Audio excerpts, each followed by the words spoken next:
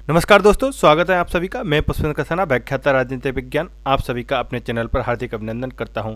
दोस्तों, आज हम बात करने जा रहे हैं एक ऐसे टॉपिक जो समसामयिक है। वन नेशन वन इलेक्शन, एक देश एक चुनाव, जो एक उच्च स्तरीय समिति की सिफारिश थी, उसको मोदी कैबिनेट के द्वारा 18 सितंबर 2024 को मंजूरी दे दी गई है। और अब इस समिति की रिपोर्ट को लागू करने की बारी आ गई है। तो दोस्तों, अपन जानते हैं कि हमारे कंपटीशन की दृष्टि से हमारे लिए ये किस प्रकार से महत्वपूर्ण है। तो आज हम बात करेंगे इस टॉपिक के ऊपर। ये समिति की कब स्थापना की गई, कौन कौन इसके सदस्य हैं, और समिति की क्या क्या सिफारिशों को कैबिनेट ने मंजूरी दी है, समिति ने सिफारिश किन आधारों पर की, इसके क्या लाभ हैं, क्या संवैधानिक इसके प्रावधान हैं, और आरपीएससी और यूपीएससी द्वारा किस प्रकार से इस टॉपिक से क्वेश्चन पुटअप किए जाएंगे। तो दोस्तों, सर्वप्रथम अपन बात करते हैं।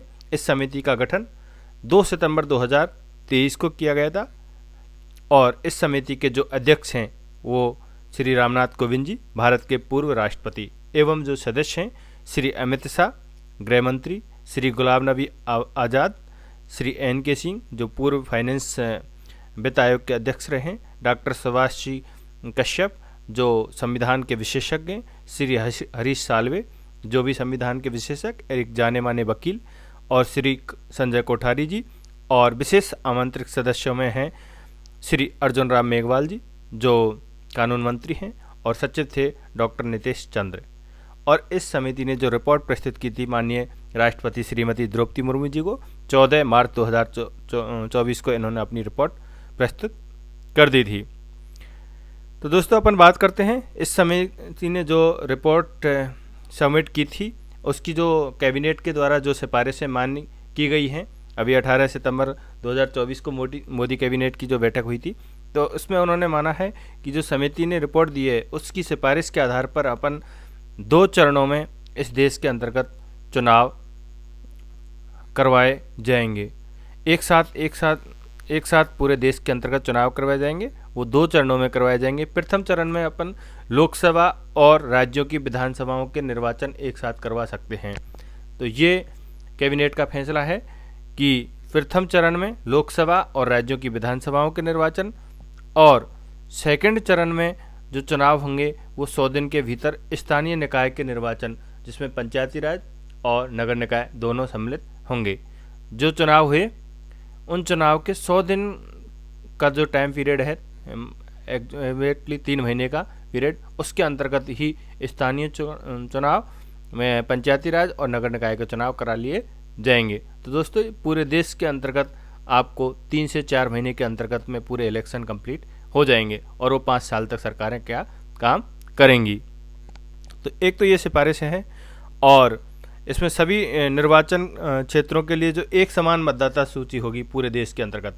जैसे अभी यहाँ पंचायती राज के लिए है, और सेंटर के सांसद और विधायकों के लिए अलग अलग निर्वाचन सूची बनाई जाती हैं, क्योंकि जो और एक इसके कार्यान्वयन समूह का गठन किया जाएगा जो इस पूरी जो चुनाव प्रक्रिया है इसको संपन्न कराने में निर्वाचन आयोग की क्या मदद करेगा। अब दोस्तों, अपन बात करते हैं, ये तो कैबिनेट ने जो सिफारिशें स्वीकार की हैं, अब इन सिफारिशों का क्या आधार रहा है, क्योंकि आरपीएससी जो क्वेश्चन बनाएगी वो, या यूपीएससी जो क्वेश्चन बनाएगी वो इससे संबंधित भी आपसे पूछ सकती है। तो इसमें आपको सर्वप्रथम ये पूछा जा सकता है कि इससे पहले कभी एक साथ चुनाव हुए, तो आप बता सकते हैं 1951 से और 1967 के बीच में जो चुनाव होते थे वो पूरे देश के अंतर्गत एक साथ चुनाव संपन्न होते थे। और जो विधि आयोग की रिपोर्ट थी, 170वीं रिपोर्ट विधि आयोग 1999 की, उसमें भी ये सिफारिश की गई थी कि 5 वर्ष में एक लोकसभा और सभी विधानसभाओं के लिए एक साथ क्या हो, निर्वाचन हो। एक संसदीय समिति की रिपोर्ट थी, 79वीं रिपोर्ट 2015 में आई थी, उसमें भी ये सिफारिश की गई कि 2 चरणों में एक साथ निर्वाचन करने के तरीके को क्या है, सुझाया जाए।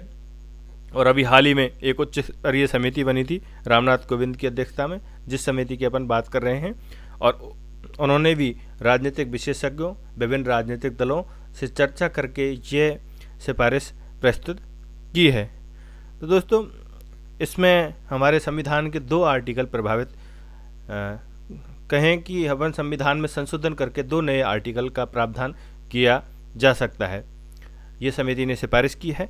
तो इसमें एक नया आर्टिकल जो 82A है उसको जोड़ा जाएगा और साथ में पंचायतों के लिए आर्टिकल 324A का इसमें प्रावधान किया गया है। इसके कुछ लाभ हैं, जैसे मतदाताओं के लिए ये एक सहज और सरल होगी। इसमें अधिक खर्च, जो चुनावों में काफ़ी खर्चा व्यय होता है उस पर क्या है अंकुश लगेगा। मतदाताओं की संख्या अधिक होगी, क्योंकि बार बार जो चुनाव होते हैं उनसे दोस्तों मतदाता भ्रमित रहता है कि अभी किसके चुनाव हैं, क्या है। तो दोस्तों ये था आज का हमारा topic, one nation one election से संबंधित। और भी ऐसे करंट इश्यूज पॉलिटिकल साइंस से संबंधित टॉपिक्स के लिए आप मेरे इस चैनल को ज्वाइन कर सकते हो।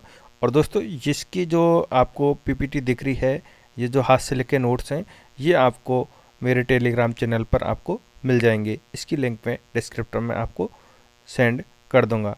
धन्यवाद दोस्तों वीडियो को देखने के लिए।